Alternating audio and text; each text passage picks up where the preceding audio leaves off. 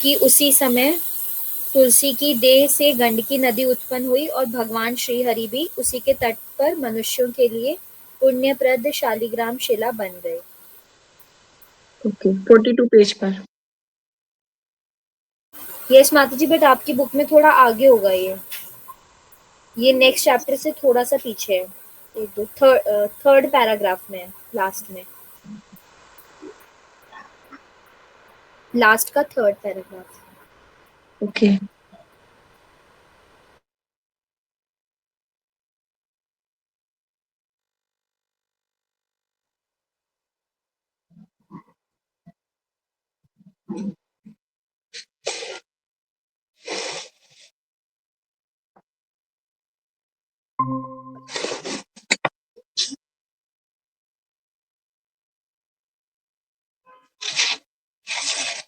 चलिए, okay, thank you. तो ये आपके में 42 पर है। यस माता जी।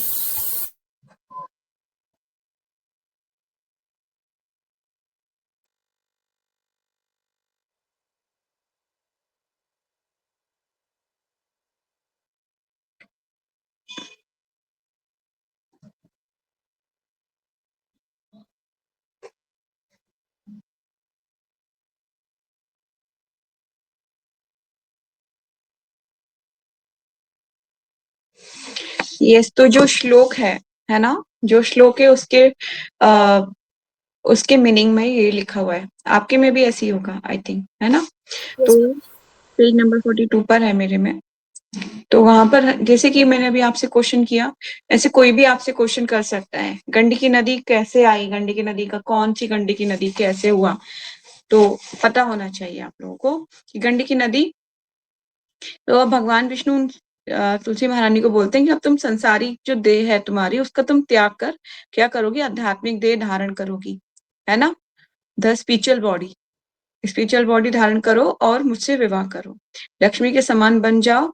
और तुम्हारी देह भारतवर्ष की, तुम्हारी जो देह है, मतलब जो मटेरियल तुम्हारी जो देह है, जो भौतिक देह है, वो कैसे हो जाएगी, तुम्हारी देह भारतवर्ष की इस पवित्र भूमि पर एक गुणवान, शुद्ध, पारदर्शी, सुंदर, और पारदर्शी का मतलब होता है ट्रांसपेरेंट, ठीक है, सुंदर, पारदर्शी, निर्मल नदी गंडकी के नाम से विख्यात बन जाएगी। तो तुलसी महारानी की जो मटेरियल फॉर्म थी वो नदी के रूप में बन गई, कौन सी, गंडकी नदी के रूप में। तो प्लीज मत भूलिएगा, कहीं नोट करना है तो नोट कर सकते हैं, दिस इज वेरी इंपॉर्टेंट। तुम्हारे केश, अब तुलसी माँ आगे भी बोल रहे थे कि तुम्हारे केश वृक्षों में परिवर्तित हो जाएंगे, चूंकि वृक्षों की उत्पत्ति तुमसे होगी, इसीलिए वे तुलसी वृक्ष के नाम से जाने जाएंगे, ठीक है। तुलसी महारानी के जो केश है, जैसे कि बॉडी, जो उनकी बॉडी से तो, जो उनकी मटेरियल बॉडी थी, मतलब उससे तो देह बन गई उनकी, मतलब गंडकी नदी, ठीक है। उनके जो हेयर थे उनसे क्या बन गया, तुलसी के अलग अलग पौधे बन गए, ठीक है। तो इसको याद रखिएगा। तो बोल रहे हैं भगवान, तुम्हारे केश से वृक्षों में परिवर्तित हो जाएंगे, क्योंकि वृक्षों की उत्पत्ति तुमसे होगी, इसीलिए वे तुलसी वृक्ष के नाम से जाने जाएंगे। और आगे बोला था उन्होंने कि तीनों लोकों के समस्त निवासी इसी वृक्ष की पत्तियां एवं पुष्पों द्वारा भगवत पूजा अर्चन की विधि संपन्न किया करेंगे, ठीक है ना।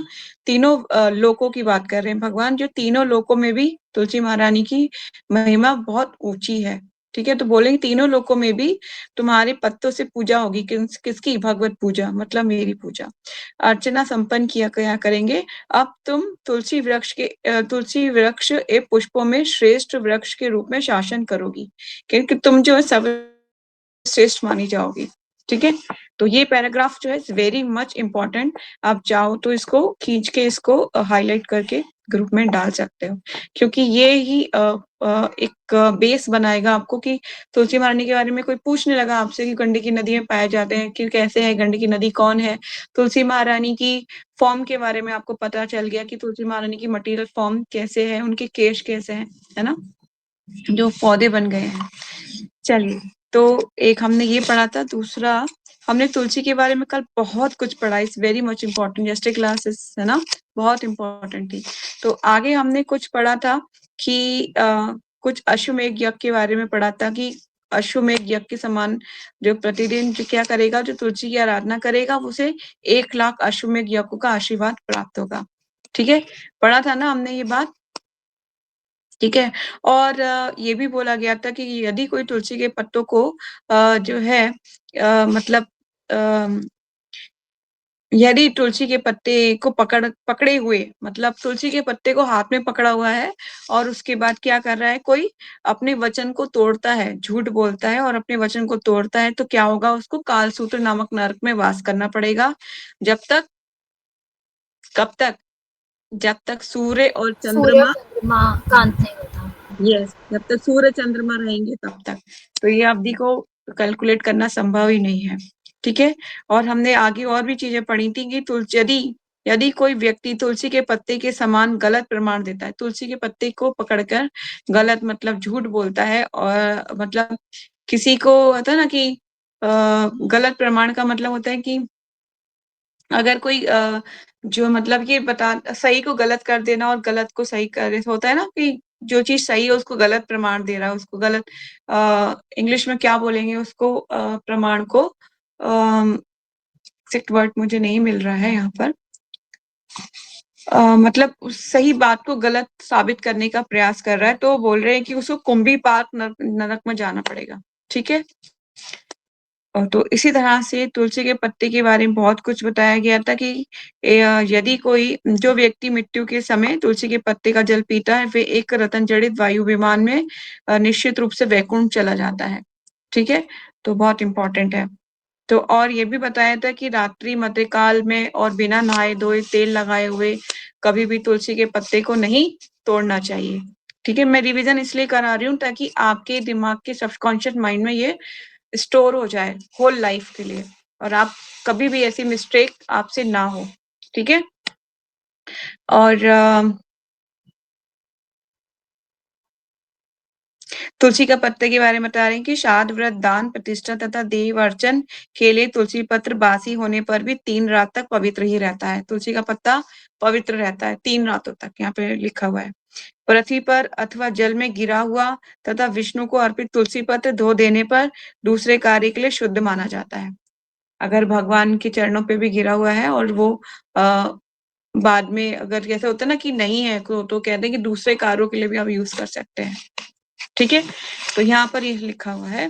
फिर हमने बहुत सारे शालिग्राम शिलाओं के बारे में पढ़ा था और भगवान के बहुत सारे नाम भी जाने थे, याद है ना सबको। तो आज उन नामों को गिनेंगे, कितने नाम हो गए, आप अपने काउंटिंग करते रहना, मैं आपको बताती रहूंगी।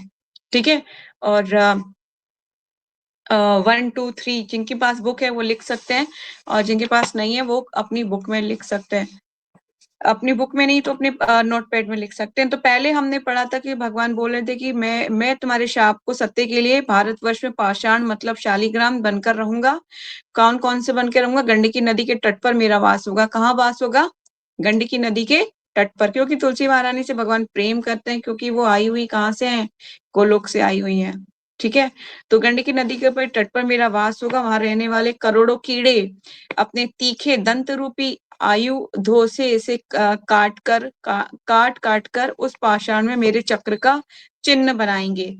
आज मैंने अपनी शिलाओं को देखा था, तो मेरी एक शिला पर भगवान के चरण चिन्ह है, मैंने देखा था आज एक शिला में जिसमें चरण चिन्ह है भगवान के, बहुत छोटे छोटे, जैसे न्यूबॉर्न बेबी के होते हैं उस तरह से छोटे चिन्ह है।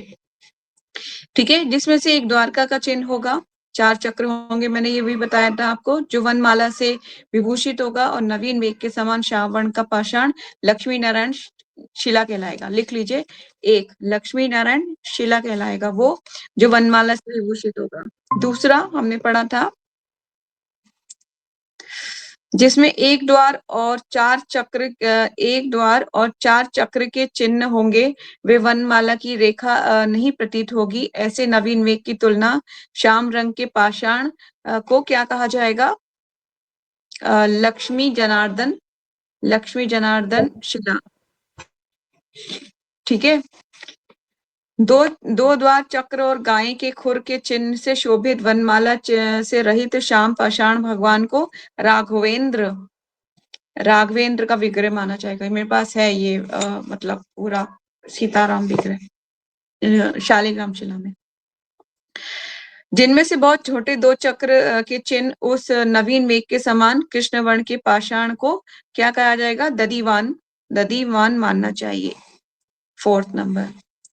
फिर हमने पढ़ा था कि वह ग्रस्तों को सुखदायक है। अत्यंत छोटे आकार के 2 चक्र वाली वनमाला शोभित पाषाण स्वयं श्रीधर के रूप में है। भगवान का एक नाम कौन सा आ गया अब यहाँ पर?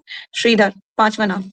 ऐसा समझना चाहिए पर पूरा स्थूल हो। अब आगे की दूसरी शिला के बारे में बात हो रही है, जो पूरा स्थूल हो, जिसकी आकृति गोल हो। ऐसी शिला नताशा के पास भी है जो पूरी गोल है, और मेरे पास भी एक ऐसी शिला है जो पूरी होल गोल है और सुंदर सी शिला है।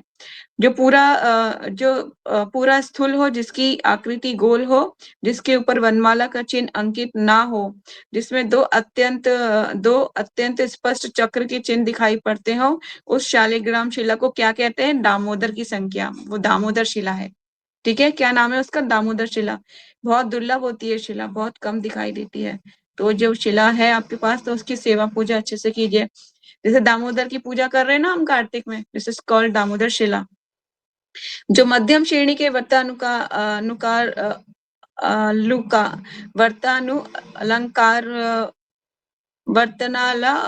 में और तथा 2 चक्र तथा तर्कस और बाण के चिन्ह शोभित प्रतीत हो, जिसके ऊपर बाण के कट चिन्ह जाने का चिन्ह हो, उस पाषाण रण में शोभा पाने वाले भगवान रण नाम को संज्ञा दी जानी चाहिए। एक नाम और आ गया, 7th नंबर, रण नाम। ठीक है, और आगे चलते हैं। जो मध्यम श्रेणी का पाषाण 7 चक्रों तथा छत्र के इफ्तरकस से अलंकित हो, उसको क्या कहते हैं? राजेश्वर शिला। और ये नंबर हो गया 8 नंबर, नाम भगवान का। उसमें 14 चक्रों के शोभित तथा नवीन मेघ के समान रंग वाले स्थूल पाषाण भगवान अनंत का विग्रह मानना चाहिए। ये अनंत का विग्रह है, 8 नंबर। हमने भगवान के 8 नाम कर लिए कंप्लीट। आगे चलते हैं। ये शिला जो होती है, पूजन तथा धर्म, अर्थ और काम, मोक्ष, ये चारों फल प्रदान करती है। इसकी आकृति चक्र के समान तथा हो तथा 2 चक्र और श्री और गोखुर के चिन्ह शोभित पाता हो। ऐसे नवीन मेघा वाली मध्यम श्रेणी को भगवान मधुसूदन, ये शिला है मेरे पास। आज मैंने नोटिस किया कि जो हमने कल पढ़ा था, कौन कौन सी शिलाएं मैच कर रही हैं वहां से, जो बोल रहे हैं, पढ़ रहे हैं हम वो। तो ये मधुसूदन शिला है मेरे पास। 9 नाम है भगवान के। तो केवल एक चक्र कला सुदर्शन व गुप्त चक्र चिन्ह वाला गदाधर तथा 2 चक्र अश्वमुख और मुख अत्यंत विस्तृत हो, जिस पर 2 चक्र चिन्हित तथा जो बड़ा विकट प्रतीत होता हो, और पाषाण को भगवान नरसिंह शिला का है। ठीक है, इसको नरसिंह शिला। तो आपको ये सारी जानकारी यहाँ पे मिल रही है, तो अभी समझ लीजिए कितनी ही इम्पोर्टेंट है ये जानकारी। पता है आपको, इसके लिए लोग पूरे शास्त्र खंगाल देते हैं, पर उनको ये समझ में नहीं आता कि कौन सी शिला हमारे पास है, कौन सी लेनी चाहिए, कौन सी नहीं लेनी चाहिए। अब आपको भविष्य में भी आपके पास ये यहाँ पर प्रूफ है कि आपको कौन सी शिला लेनी। जब भी आपके पास शिला आएगी कोई भी, तो आप इसको देख सकते हैं बुक खोल के कि कौन सी शिला है।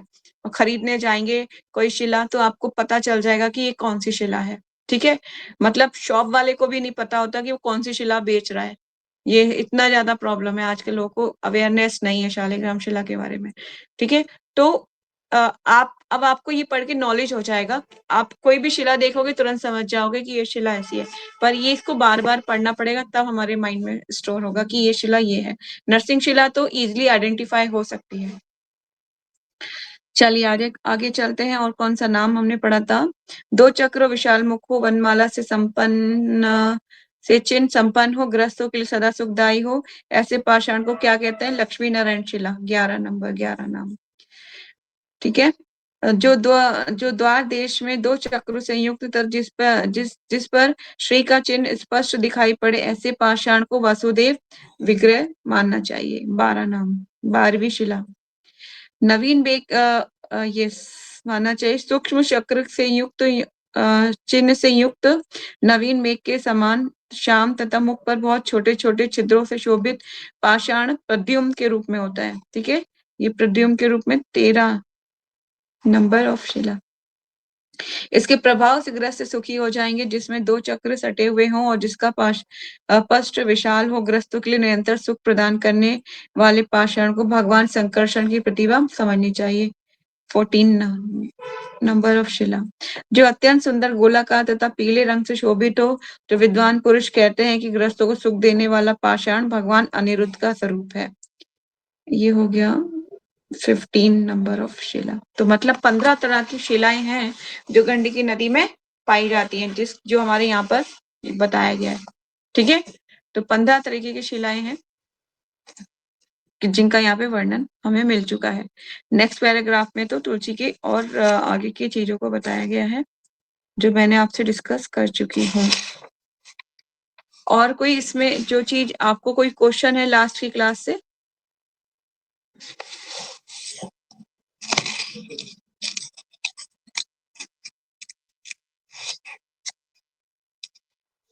नहीं, किसी का कोई डाउट नहीं है, क्वेश्चन नहीं है। चलिए आगे चलते हैं। तो ये सब आपको बार बार थोड़ा सा रीड करना पड़ेगा। अगर आप शालिग्राम जी के बारे में जानते हो तो थोड़ा सा इसमें मैं बता भी देती हूँ कि शालिग्राम शिला की पूजा इजिली नहीं दी जाती करने के लिए, क्योंकि इनकी सेवा करना बहुत कहा जाता है कि नियम होते हैं। ठीक है, शालिग्राम शिला को आपको तुलसी देनी ही देनी पड़ेगी किसी भी सिचुएशन में। तुलसी उनके पास होनी ही चाहिए। कल हमने पढ़ा था कि जो शालिग्राम पे भगवान खुद कह रहे थे कि जिस शालिग्राम शिला पे तुलसी नहीं होगी मैं वो कभी उससे प्रसन्न नहीं होऊंगा। तुलसी से अलग नहीं कर सकते शालिग्राम शिला को, पहली बात। ठीक है, तुलसी का शालिग्राम शिला पर अच्छे से इत्र वगैरह लगा के उसको सुगंधित इत्र, सुगंधित फूल और तुलसी, चंदन, ये सारा कुछ लगा के उनको शोभित किया जाता है। ठीक है, और दूसरी चीज, तुलसी शालिग्राम शिला के पास बैठ के आपको कोई भी मतलब ध्यान रखना है, कोई भी चीजें आप किसी से और से बात ना कर रहे हो सेवा के टाइम पे, कोई अपशब्द ना निकले, किसी से लड़ाई झगड़ा ना हो रहा हो, इस पर ध्यान रखना चाहिए। शिला बोला जाता है कि जो शिला है स्वयं में प्राण प्रतिष्ठित होती है, उसको किसी भी प्राण प्रतिष्ठा की जरूरत नहीं होती। तो आपको उसको उसके प्रसाद का भोग लगाना है भगवान को। जैसे मेरे को तो प्रभु जी ने यहाँ तक बताया था कि जिनके पास शालिग्राम शिलाएं हैं उनको 7 टाइम्स भोग लगाना चाहिए भगवान को, और 7 टाइम्स ही आरती होगी। तो लेकिन मैंने प्रभु जी से पूछा था कि स्टैंडर्ड तो 3 टाइम्स का मैंने बनाया हुआ है कि 3 टाइम्स आरती और 3 टाइम्स भोग का। तो उन्होंने कहा ठीक है, पर आप इसे पर्टिकुलर करो, ऐसा नहीं कि आपने एक स्किप कर दिया, नहीं दिया खाने के लिए, एक टाइम स्किप कर दिया, नहीं, आपको प्रॉपर से सेवा करनी पड़ेगी। अगर आप इतनी सेवा नहीं करते तो कोई फायदा नहीं शिला रखने का, फिर और आपको पाप लगता रहेगा। शिला जब तक रहेगी तब तक पाप लगेगा आपको। क्यों? क्योंकि सेवा अच्छे से नहीं हो पा रही है, क्योंकि वो प्राण प्रतिष्ठित है। आप ही सोच लीजिए, कोई बच्चा घर पे आपके है ना, कोई छोटा बच्चा आपके घर पर है, आप उसे खाने के लिए नहीं दे रहे हो, उसको रहने के लिए अच्छे से नहीं रख रहे हो, तो वो क्या सुखी होगा, खुशी होगा, खुश मिलेगी? नहीं मिलेगी, वो दुखी होगा। और दुखी होगा तो उसके हृदय से फिर रोएगा और दुखी होगा, तो उससे क्या फायदा? भगवान भी प्राण प्रतिष्ठित है, वो वेट कर रहे होते हैं आपकी सेवा, कब करोगे सेवा, कब दे रहे हो खाने के लिए, कब क्या कर रहे हो। ठीक है, तो ऐसी सेवा जब आप करने के लिए पूरी तरह से समर्पित हैं, पूरी तरह से शरणागत हैं, तभी आपको शालिग्राम शिला को लाना चाहिए, उससे पहले नहीं लाना चाहिए। ठीक है, तो इम्पोर्टेंट है। चलिए आगे चलते हैं। चैप्टर नंबर 2, तुलसी जलंधर उपाख्यान। शिला प्रभुपाद की जय। शील व्यास देव कृत स्कंद पुराण के कार्तिक महागाम्य में श्री तुलसी देवी के अभिर्भाव का विशद वर्णन हमें प्राप्त होता है। देवऋषि नारद राजा पृथु को वर्णन करते हुए कहते हैं, हे राजन, आपके प्रश्न के उत्तर में मैं तुलसी देवी के आविर्भाव का वर्णन करूंगा। एक समय देवराज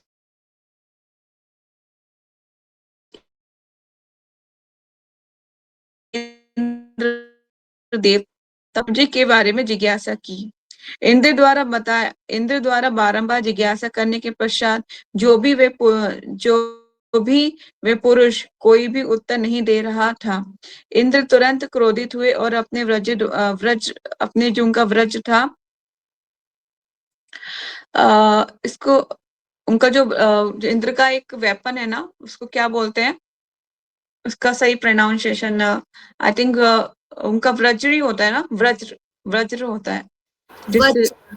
हाँ, वज्र होता है, तो के द्वारा उस पर प्रहार किया, परंतु उस प्रहार से उस पुरुष का कुछ हुआ नहीं, लेकिन इंद्र का वज्र भस्मीभूत हो गया। इसके बाद रुद्र ने अपने अपूर्व तेज से से प्रज्वलित किया।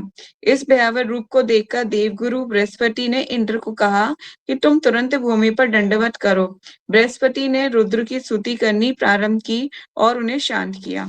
बृहस्पति ने कहा, हे देव, आप शरणापन इंद्र की रक्षा कीजिए। अपने ललाट नेत्र से उत्पन्न अग्नि को शमित कीजिए। शिवजी ने उस आग की राशि को समुद्र में फेंक दिया। कौन सी राशि को फेंक दिया? जो भगवान शिव जी क्रोधित हो रहे थे, है ना, वो जो अग्नि थी उसको कहाँ फेंक दिया? समुद्र में फेंक दिया। ध्यान से सुनिएगा, अभी यहाँ से क्या होता है आगे, स्टोरी यहीं से आगे जाएगी।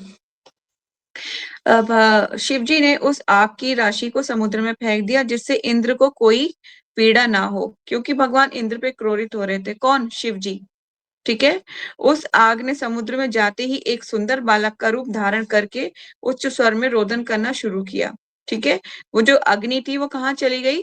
समुद्र में चली गई, और वो एक बालक के रूप में परिवर्तित हो गई, और उसने क्या किया? तेजी से रोना शुरू कर दिया। उस बालक के रोदन की ध्वनि से धरणी माता कंपित होने लगी। धरणी माता मतलब पृथ्वी देवी। उस भीषण अग्नि ध्वनि को सुनते ही ब्रह्मा उस स्थान पर पहुंचे। उस समय समुद्र बालक के प्रति क्रोधित होकर ब्रह्मा उससे बोले, ये बालक मेरा ही पुत्र है। आप इसका ब्रह्मा से बोले, एक बार दोबारा पीछे जाते हैं। उस भीषण ध्वनि को सुनते ही ब्रह्मा उस स्थान पर पहुंचे। उस समय समुद्र बालक के प्रति क्रोधित होकर ब्रह्मा से बोले कि ये बालक मेरा ही पुत्र है। कौन बोल रहा है? ये शिव जी बोल रहे हैं। आई थिंक यहाँ पर शिव जी के बारे में ऊपर नहीं लिखा हुआ था। दोबारा चलते हैं पीछे के पैराग्राफ में। समुद्र में फेंक दिया, जिससे इंद्र को कोई पीड़ा ना हो। उस आग ने समुद्र में जाते ही एक सुंदर बालक का रूप धारण करके उच्च स्वर में रोना शुरू कर दिया। उस बालक के रोदन की ध्वनि से धरणी माता धरणी माता कंपित होने लगी, और उस भीषण ध्वनि को सुनते ही ब्रह्मा उस स्थान पर पहुंचे। उस समय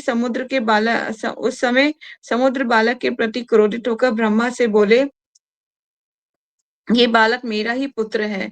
आप इस जात संस्कार संपन्न कीजिए। ये समुद्र बोला है कि ये बालक मेरा ही पुत्र है। ठीक है। समुद्र के इस प्रकार बोलने के उपरांत वे पुत्र एवं ब्रह्मा कंपित होने लगे। उस कंपन से ब्रह्मा की आंखों से जल गिरने लगा। नेत्रभ्यं विरुद्धं यस्माद् धने नेत्रात् उज्ज्वलं मम तस्मात् जलंधर इति दायतो नामणां भविष्यति। ब्रह्मा ने कहा, ये बालक मेरे नेत्रों का जल अपने नेत्रों से धारण किए है, इसीलिए इसका नाम क्या होगा? जलंधर होगा। ठीक है। इसने क्या किया है? इस बालक ने मेरे नेत्रों का जल इसने अपने नेत्रों में धारण किया है, इसीलिए इसका नाम क्या होगा? जलंधर होगा। ठीक है। हाईलाइट कर सकते हैं या इंपॉर्टेंट लिख सकते हैं, क्योंकि अब यहाँ स्टोरी में हम एंटर कर गए हैं। जलंधर का जन्म हो चुका है। जलंधर रुद्र से भिन्न होकर इस जगत में अवध्य बने रहेंगे। ये कालनेमी की कन्या कौन होगी? कालनेमी की कन्या वृंदा को पत्नी के रूप में प्राप्त करके पृथ्वी पर शासन करेंगे। ठीक है। यहाँ पे तुलसी महारानी का अब एंट्री होगी। वो किसकी पोत्री होंगी? कालनेमी की। एक समय दैत्यराज जलंधर ने राहु के कटे हुए सिर को देखा और शुक्राचार्य से इसका कारण पूछा, और उन्होंने यथोचित रूप से सारा वृतांत सुनाया। जलंधर समुद्र मंथन की वार्ता को सुनकर अत्यधिक क्रोधित हो उठे। समुद्र मंथन में क्या हुआ था? आप लोगों में से कोई बता सकता है? जो स्टोरी है उसकी, राहु की, क्यों काटा था सर? अ, हाँ। बोलिए ईशा, बोलो बोलो बोलो।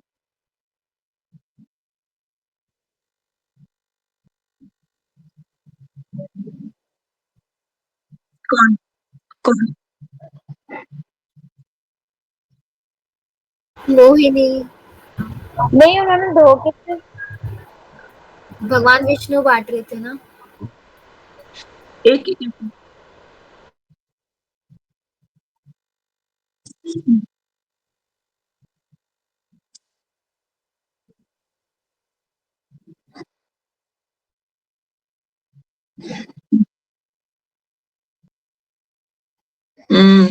यस, पूरी स्टोरी अच्छे से पता है किसी को?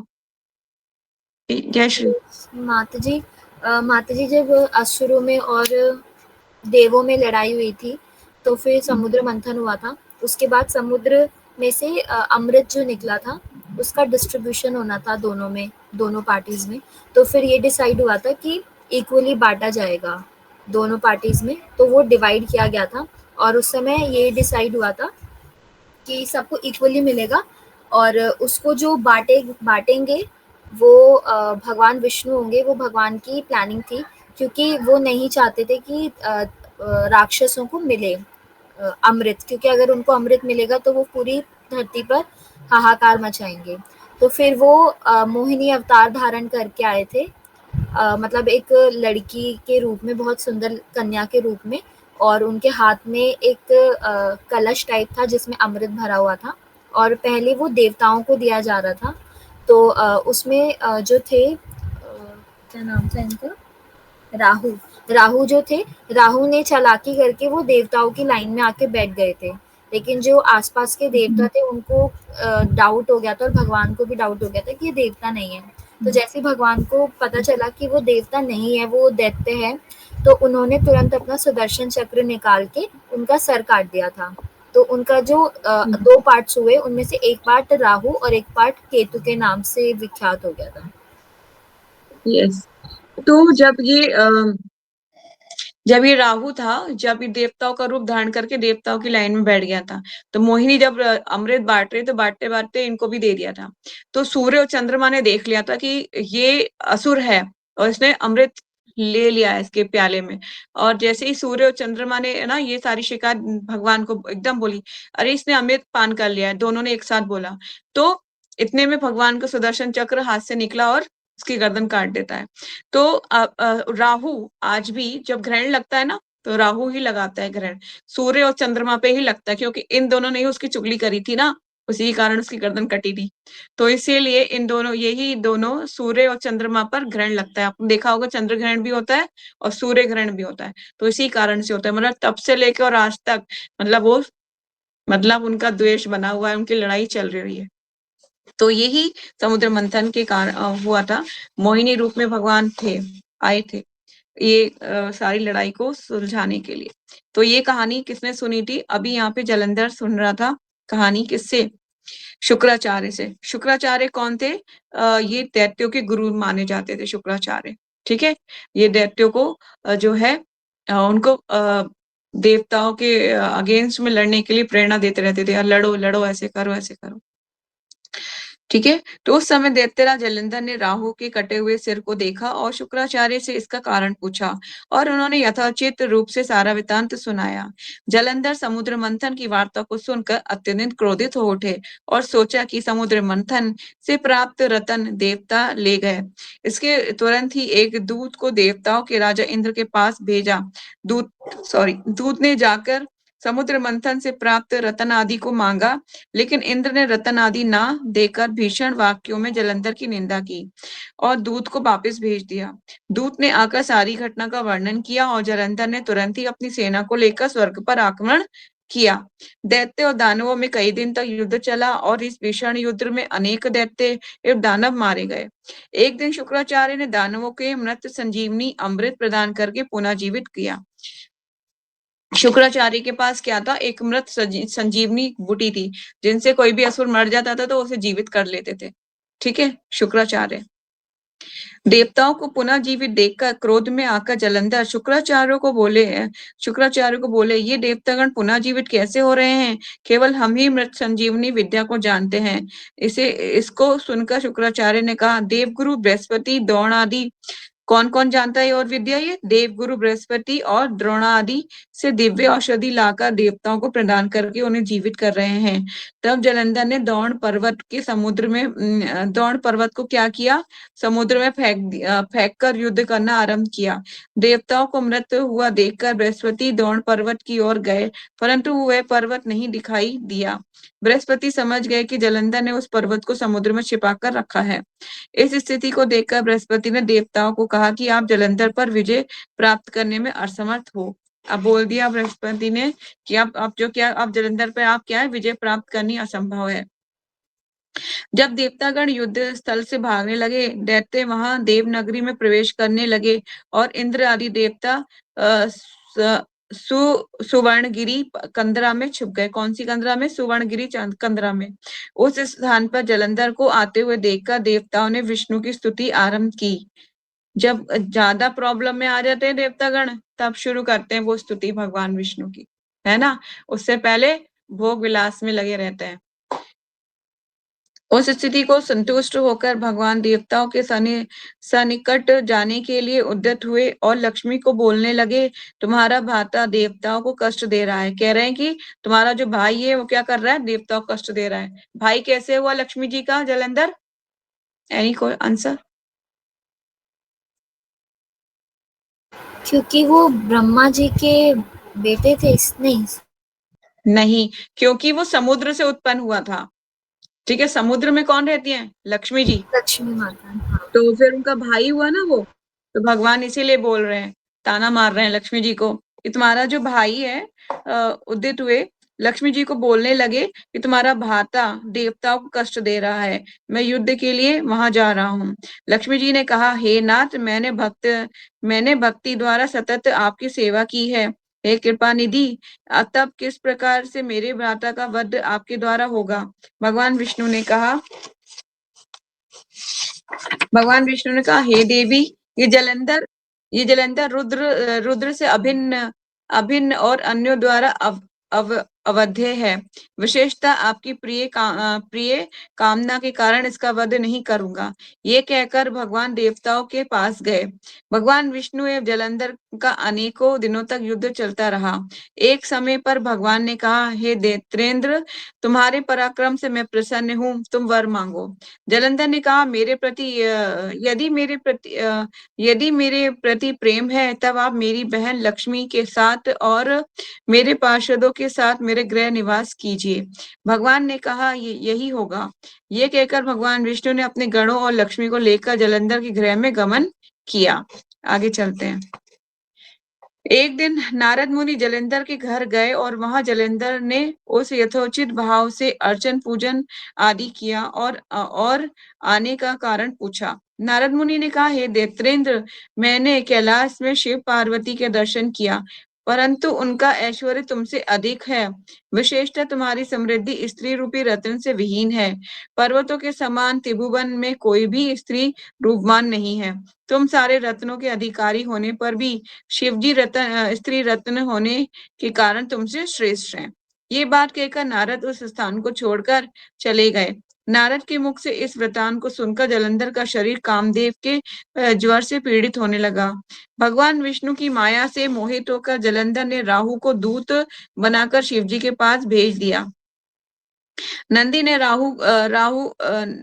राहु को शिवजी के पास पहुंचाया। राहु ने शिवजी को कहा कि हमारे स्वामी जलंधर सारे रत्नों के अधीश्वर हैं और उनका आदेश आप सुने। आप शमशान में रहकर अस्थियों का वहन करते हो और पार्वती किस प्रकार से आपकी पत्नी होगी? कह रहे हैं कि आप तो जो क्या करते हो, शमशान में रहते हो और अस्थियां जो होती हैं उनको जो अस्थियां होती शमशान में रहकर अस्थियों का वहन करते हो, अस्थियां पहनते हो, तो फिर पार्वती आपकी पत्नी कैसे होगी? पार्वती जैसी सौंदर्यवान स्त्री केवल जलंधर के ही योग्य है। भिक्षा ग्रहण करने वाले तुम पार्वती के योग्य नहीं हो। मतलब इतने वचन, ऐसे वचन बोलने की उसका समय आ चुका है ना, इसीलिए भिक्षा ग्रहण करने के लिए तुम पार्वती के योग्य नहीं हो। राहु के इस प्रकार बोलने पर कारण शिवजी के भुकुटी से एक नरसिंह के समान पुरुष प्रकट हुआ और वे राहु का भक्षण करने के लिए तत्पर हो उठा। वितप राहु ने तुरंत शिवजी से क्षमा याचना मांगी। तब शिवजी ने उस भयावर पुरुष को राहु का भक्षण न करने की आज्ञा दी। राहु वापस गए और कैलाश में घटित घटना का विस्तृत वर्णन जलंधर को बताया। राहु के वाक्य को सुनकर जलंधर जल्दी से युद्ध हेतु तत्पर हो उठे और युद्ध में निकलते समय उसके मस्तक से मुकुट भूमि पर गिर पड़ा। फिर भी वह युद्ध के लिए शिवजी के सन्निकट निकल पड़ा। जलंधर के युद्ध की तैयारी को देखकर देवतागण शिवजी के निकट गए और शिवजी विष्णु के पास गए। भगवान विष्णु ने अब देवताओं ने अपने अपने तेज शिवजी को प्रदान किया। देवताओं ने उस असुर में बहुत दिनों तक घमासान युद्ध चल रहा था। एक दिन जलंधर शिवजी का रूप धारण करके पार्वती के पास गया और उसका वीर्य स्खलित हो गया। पार्वती जलंधर की मायावी कार्यों को जानती थी और वे भगवान विष्णु के पास जाकर सारा वृत्तांत वर्णन करती हैं। तब भगवान विष्णु जलंधर का रूप धारण करके उसकी पत्नी वृंदा के पास गए। जैसे वो गया था पार्वती के पास, तो फिर अब भगवान विष्णु किसके पास गए हैं जलंधर का रूप धारण करके? वृंदा के देवी के पास, मतलब तुलसी महारानी के पास। तब भगवान विष्णु ने जलंधर का रूप धारण करके उसकी पत्नी वृंदा के पास उसके पतिव्रते को भंग करने की अभिलाषा से घर में प्रवेश किया। वहां वृंदा ने सपने में देखा कि उसके स्वामी भैंस पर आरूढ़ होकर तेल से स्नान करके राक्षसों द्वारा सेवित होकर दक्षिण दिशा में जा रहा है। उसका घर सागर में पूर्ण रूपेण डूब गया है। इस सपने को देखने के पश्चात वे उठी और इस प्रकार अनेकों अमंगल स्थितियों को देखकर वृंदा रोने लगी। कभी भी ऐसे अमंगल चिन्ह होते हैं ना, जैसे अपशगुन होते हैं, तो वो कुछ हद तक क्या जाता है कि जिस टाइम पीरियड में हम देखते हैं, जैसे मॉर्निंग में देखते हैं अपशगुन, तो वो कभी कभी सच हो जाते हैं। ठीक है, हमारे शास्त्र तो इसको बताते हैं कि सच होते हैं अपशगुन, और रियल लाइफ में भी हम देखते हैं कि अपशगुन कभी कभी सच हो जाते हैं। ठीक है, तो अमंगल स्थिति को देखकर वृंदा रोने लगी और वे अपने मानसिक कष्ट को दूर करने के लिए दो सखियों सहित वन में भ्रमण करने निकल पड़ी। और भ्रमण करते करते दो भयंकर राक्षसों को देखा और उनसे पीछे छुड़ाने के लिए वे भय से विहल होकर दौड़ने लगी और कुछ ही दूर पर एक तपस्वी की शरण ग्रहण की। तपस्वी को बोली कि मेरी रक्षा कीजिए।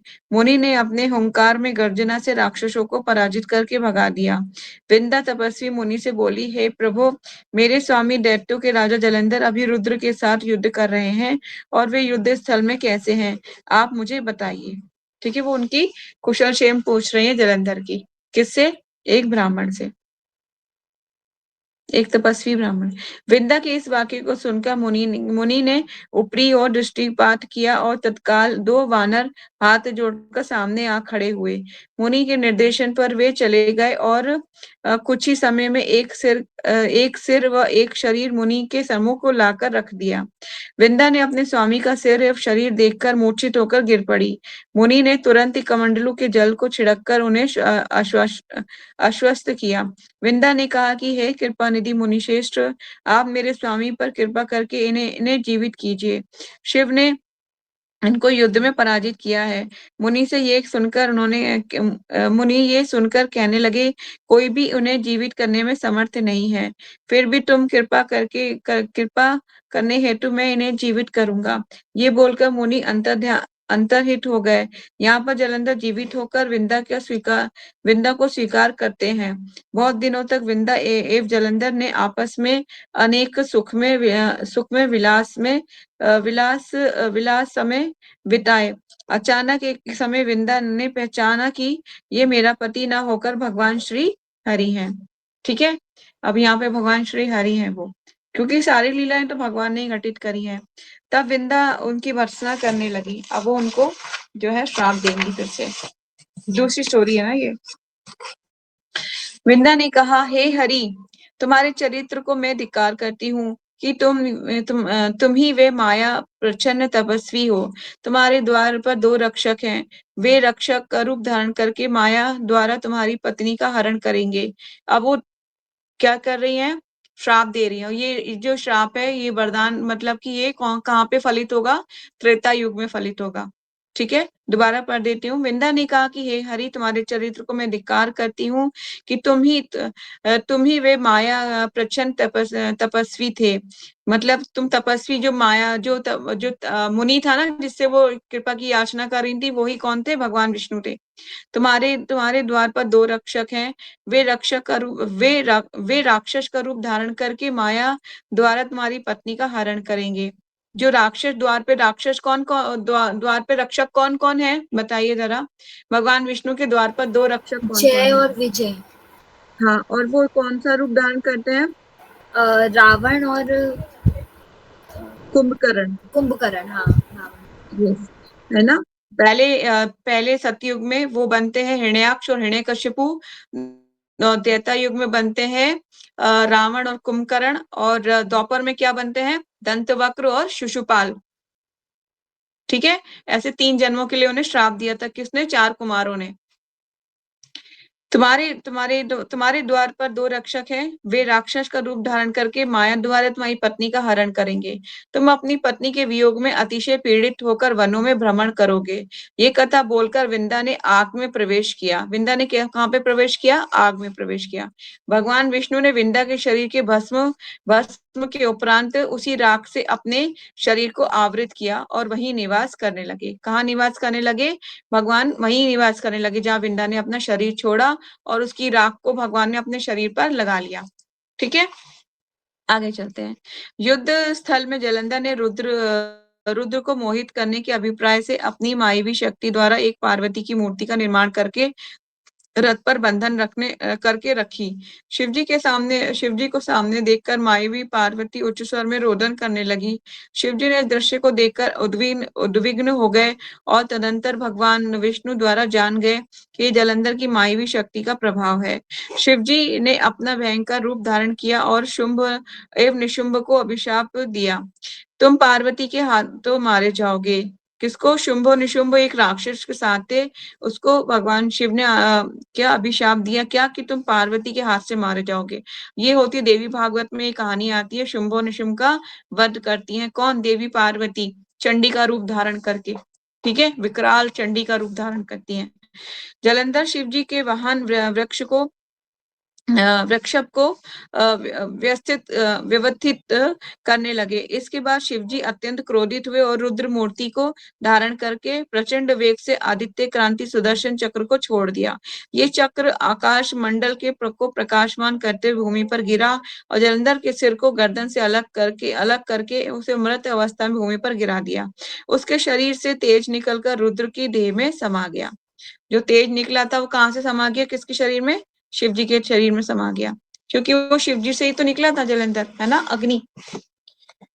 तब ब्रह्मा आदि देवताओं ने भगवान विष्णु के कार्यों की प्रशंसा की और देवताओं ने शिव जी से कहा, आपने असुरों के भय से देवताओं की रक्षा की, परंतु एक और विशेष कार्य देखा गया कि भगवान विष्णु ने वृंदा के सौंदर्य और लावण्य से मोहित होकर वृंदा के भस्मीभूत देह को राख के अपने शरीर पर आवृत किया।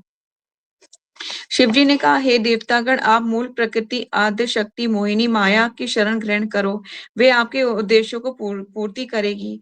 देवताओं ने स्तवों द्वारा मूल प्रकृति को संतुष्ट किया और उनसे आकाश में आकर एक तेज मंडल के रूप में दर्शन किया।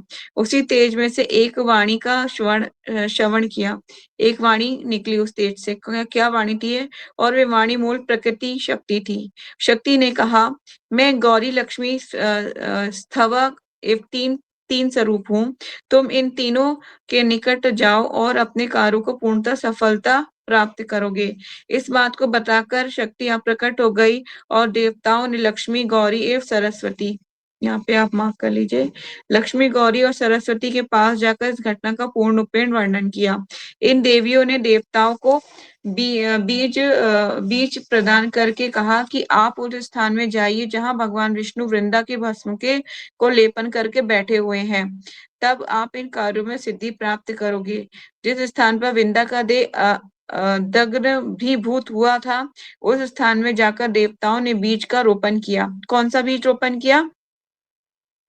उनके पास एक बीज दिया। किसने बीज दिया था?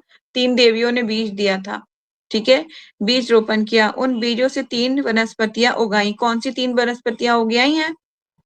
स्थवा वाले बीज से स्थवा वाले बीज से के स्थान से तुलसी वृक्ष का प्राकट्य हुआ। जो स्थवा मतलब था बीज, उससे तुलसी वृक्ष प्राकट्य हुआ। विष्णु ने शालिनी तुलसी को प्रार्थना की। दोबारा चलते हैं। विष्णु ने रूपशालिनी तुलसी को प्रार्थना की और तुलसी भी अत्यंत अनुराग के साथ भगवान विष्णु का अवलोकन करने लगी। तुलसी भी भगवान विष्णु के प्रति अत्यधिक प्रीति महसूस करने लगी और अत्यधिक आनंदित होकर भगवान विष्णु तुलसी को लेकर वैकुंठ चल पड़े। ठीक है, तुलसी का वृक्ष उगाया है उस बीज से। ठीक है, तो हमने ये स्टोरी, दूसरी स्टोरी कवर कर ली है।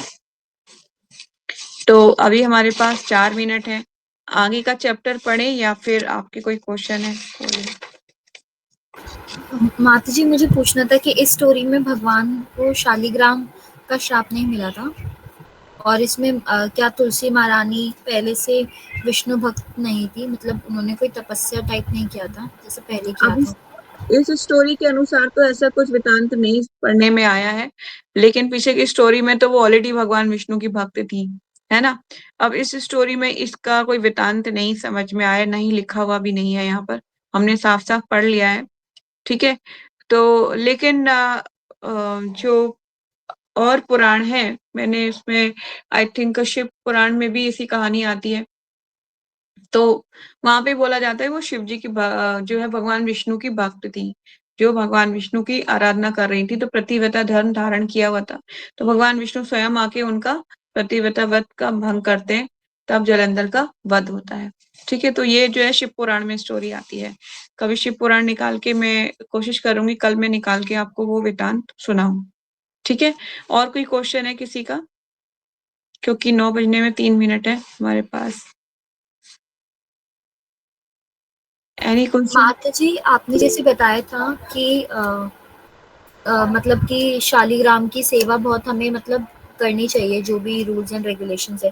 तो अगर इफ इन केस ऐसा कुछ होता है कि हम अवेलेबल नहीं होते हैं घर पे, तो फिर उनकी सेवा हम कैसे कर सकते हैं? अगर आप अवेलेबल नहीं है घर पर, तो भगवान को बोल के जाना पड़ता है कि भगवान ऐसे से है। अगर देखिए ऐसी सिचुएशन है कि आप घर पे नहीं है, तो घर पे कोई भी नहीं है, मम्मी भी नहीं है, जैसे होता है ना कि घर पे एक जना तो है सेवा कर सकता है, अगर वो भी नहीं है तो भगवान को बोल के जाना पड़ता है कि भगवान मैं आऊंगी, आपकी सेवा करूंगी। या फिर आपके नोन में कोई हो जो भक्त हो, जो सेवा कर रहा हो, उसको सेवा दी जा सकती है। और फिर भी वो भी ना हो तो फिर भगवान के लिए कुछ रख के आप खाना पीना से रख के जा सकते हैं। लेकिन ये एक बहुत रेयर कंडीशन है, ये इसको टेकिंग ऑफ ग्रांटेड नहीं लेना कि हाँ मैं हमेशा ऐसे ही करूंगी। ठीक है, तो ऐसा कर सकते हैं। पर शालिग्राम शिला का महत्व बहुत ज्यादा है। आप शिला को तुलसी चढ़ाते हुए अगर जो भी प्रार्थना करेंगे ना, वो 101% फुलफिल होगी। इसका लाइव एग्जाम्पल मेरे पास है, मैं खुद इसकी देख चुकी हूँ, मतलब फील कर चुकी हूँ ऐसा। यस ईशा, हरे कृष्णा।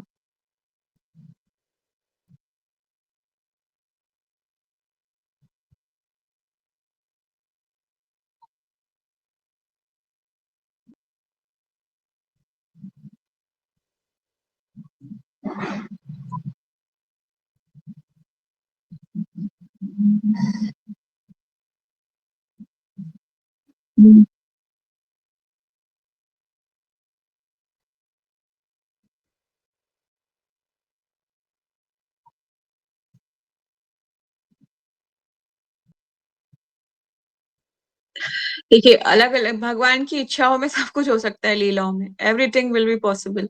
ठीक है, और पीछे स्टोरी में अब वो चली गई, अब दूसरे कल्प में कैसे, अब उनको भी तो अलग अलग स्टोरी घटेंगी ना। आप ये समझ लीजिए, आप एक ही इंसान हो, ठीक है, एक ही इंसान हो, पर कल आप उठोगे तो आपको दूसरे वस्त्र धारण करोगे, दूसरा भोजन करोगे, दूसरी आपके साथ कुछ नया घटेगा, सेम थोड़ी नहीं घटेगा, है ना। आज आप स्वस्थ हो सकता है कल आपको छींके आ जाए, बीमार हो जाओ, तो सेम कंडीशन थोड़ी नहीं हो घटेगी। तो कभी कभी सिचुएशन अलग अलग चीजों के हिसाब से अलग अलग दिखती है हमें, तो इसी तरह से कल्प भेद भी होता है।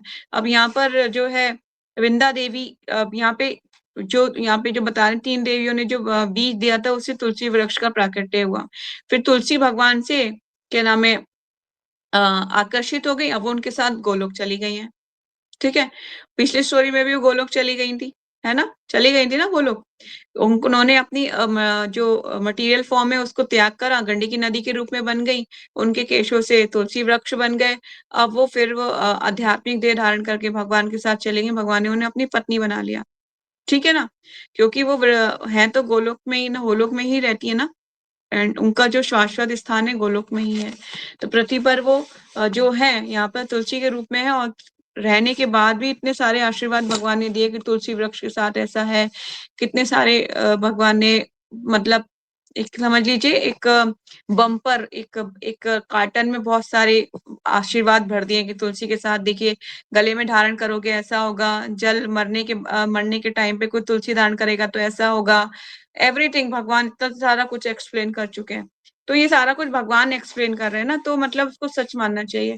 और अलग-अलग कल्पों की कहानियां हैं, तो कुछ भी कभी भी घट सकता है कोई भी कहानी में, है ना? जिस तरह से एक ही बंदे के साथ रोज अलग-अलग चीजें घटती हैं, उसी तरह से अलग-अलग कल्पों में अलग-अलग चीजें होती हैं। सब भगवान की इच्छा से ही होता है। यस जयश्री। माताजी जैसे देवियों ने 3 बीज दिए थे, जिनमें से आंवला, मालती और तुलसी हुआ था। तो आंवला और मालती का भी कोई सिग्निफिकेंस है भक्ति में? एक मैंने कोई लाइन मिस कर दी है क्या? यस, उन बीजों की 3 बृहस्पतियाँ उग आईं। स्वधा वाले बीज से धात्री, आंवला, और लक्ष्मी लक्ष्मी से मालती, और गौरी वाली से तुलसी, अर्थात उसी स्थान से तुलसी वृक्ष का प्राकट्य हुआ। ठीक है? तो आंवला मतलब ये जो आंवला का जो वृक्ष है, और मालती का, और तुलसी, कहा जाता है कि ये कभी भी 84 लाख योनियों में नहीं गिना जाता, ये 3 वृक्ष। ये यहाँ के नहीं है, ये सारे गोलोक से आए हुए हैं। ये कभी भी मटेरियल नहीं है। आंवले का वृक्ष, और ये जो मालती का वृक्ष है, और तुलसी के वृक्ष, ये 3 वृक्ष हमेशा ये क्या करते हैं? ऑक्सीजन प्रदान करते हैं। कभी भी ये होंगे कहीं पे भी तो ऑक्सीजन प्रदान करेंगे। और दूसरा, ये इस संसार के नहीं है, 84 लाख योनियों में नहीं आते। वनस्पति भी कई लाख की होती है ना, 84 लाख योनियों में कई पेड़ों की भी योनियाँ आती हैं। तो ये उनके उनके उसमें नहीं आते, ये यहाँ के हैं नहीं, ये गोलोक से आए हुए हैं। ठीक है? ये सारे वृक्ष यहाँ के नहीं है। ये मैं पहले भी सुन चुकी हूँ किसी हाँ, प्रभु जी ने बताया था। इसके सर्वप्रिय प्रभु जी ने इसके बारे में भी बताया था कि आंवले का वृक्ष, मालती का और तुलसी वृक्ष यहाँ के नहीं है, वो सारे भगवान के धाम से आए हुए हैं। ठीक है? और क्वेश्चन किसी का कोई?